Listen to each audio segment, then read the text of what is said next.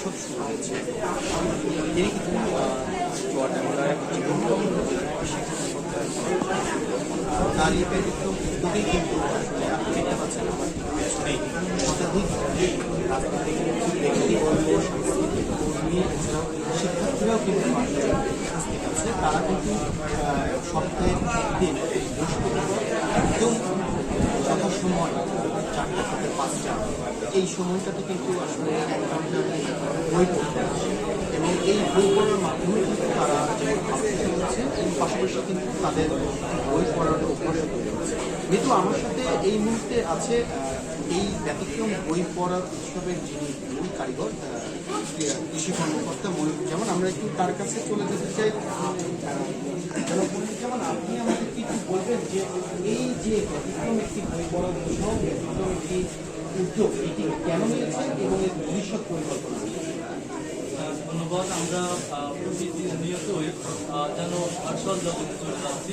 তো সেই জায়গা থেকে আমরা আসলে ফেসবুক বা ইউটিউবে যে জিনিসগুলো দেখছি সেগুলো আমাদের খুব অল্প সময়ের জন্য আমাদের মাথা থাকছে,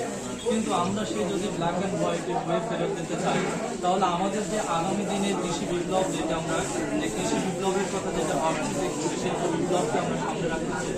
শিল্প বিপ্লব সেখানে কৃষি আমাদের নেতৃত্ব দেবে। তো সেখানে আমাদের প্রথম যেটা দরকার সেটা হলো যে আমাদের শিক্ষা দরকার, আর সেই শিক্ষা থেকে আমাদের মধ্যে চেতনা সৃষ্টি হবে এবং সেই চেতনা থেকে বিপ্লব সৃষ্টি হবে এবং সেই বিপ্লব থেকে আমাদের মুক্তি আসবে, যেটা আমরা বাংলাদেশকে একটি অর্থনৈতিক পরাশক্তি হিসাবে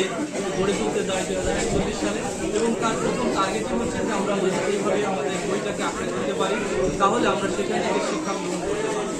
এবং সেটা থেকে আমরা যেটা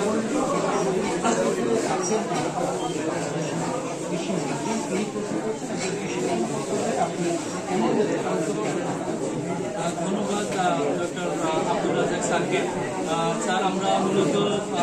শুরু করেছি যেটা যে আমরা চাচ্ছি যে আগামী দিনে আমাদের যেটা শিল্প বিপ্লব হবে সেখানে আমাদের কৃষি নেতৃত্ব দেবে এবং সেই কৃষি নেতৃত্ব দিতে হলে আমাদেরকে কৃষি সম্পর্কে জানতে হবে। তো সেই কৃষি সম্পর্কে জানতে হলে আমাদের প্রত্যেক মাসে যেটা যে আমাদের হাতে এখানে প্রত্যেকের হাতে আমরা কৃষি কথা তুলে দিয়েছি, সেই কৃষি কথা আমাদের এখানে ছাত্রছাত্রী, আমাদের স্কুল কলেজের ছাত্রছাত্রী যেমন পড়ছেন, সাথে সাথে আমাদের এখানে ভ্যান রিক্সা শ্রমিক, সাথে আমাদের নেতৃবৃন্দ আছেন, বিভিন্ন স্তরের কর্মকর্তাবৃন্দ আছেন, সর্বস্তরের জনগণ এখন কৃষিকে পড়ছে এবং সর্বস্তরের জনগণ যখন কৃষিকে পড়ছে তখন তারা কৃষিতে বিনিয়োগ করছে, কৃষি উদ্যোক্তা তৈরি করছে এবং এর ফলে আমরা আগামী দিনের যে শিল্প বিপ্লবের কথা চিন্তা করছি সেখানে কৃষি নেতৃত্ব দেবে এবং সেই কৃষি নেতৃত্বটাকে এই যুব সমাজকে উদ্বুদ্ধ করার জন্য আমার এই পরিকল্পনা